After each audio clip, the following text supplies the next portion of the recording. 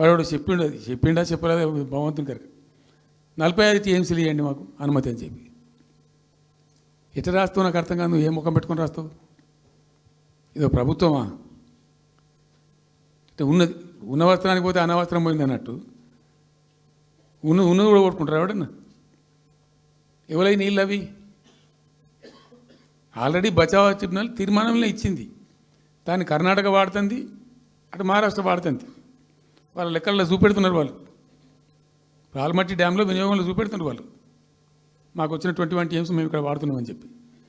ఆ 2 ఎగువ రాష్ట్రాలు వాడుతుంటే ఇక్కడ వచ్చి మనకు వచ్చినటువంటిది బాజాప్తా, అది కూడా ట్రిబ్యునలే కదా. బచావత్ కూడా ట్రిబ్యునలే కదా. ఆ ట్రిబ్యునల్ తీర్పు ద్వారా వచ్చిన 45 టీఎంసీలు నువ్వు ఎందుకు ఆపుతున్నావు ఇప్పుడు? ఇదో రాష్ట్ర ప్రభుత్వమా? అసలు ప్రభుత్వం ఉందా? నిద్రపోతున్నారా? ఇంతసేపు రియల్ ఎస్టేట్ దందా తప్ప ఇంకోటి లేదా?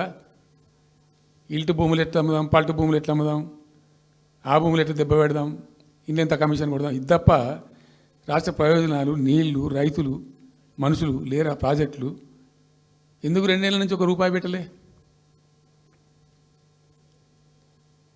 ఎందుకు ఒక తట్టడి మట్టి తీయలే?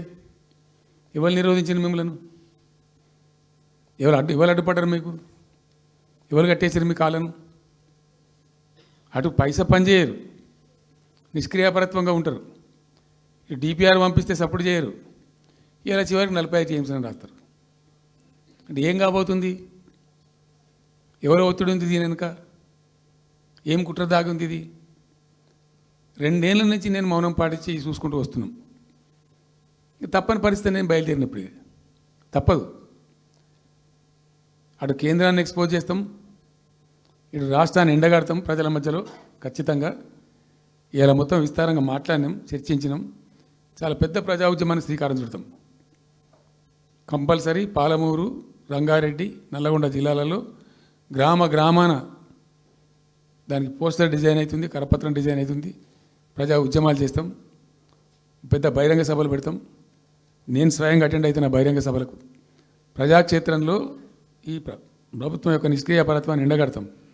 ఇప్పుడు వాయిస్ అయితే తెలంగాణకు, మరి తెలంగాణకు ఉన్న ప్రభుత్వం మాట్లాడకపోతే ఇంకెవరు మాట్లాడాలా? మాకు 2 బాధ్యతల్ని, ఒకటి తెలంగాణ తెచ్చిన పార్టీగా, రెండవది ప్రధాన ప్రతిపక్షంగా కూడా కంపల్సరీ మా డ్యూటీ మేము చేయాలి.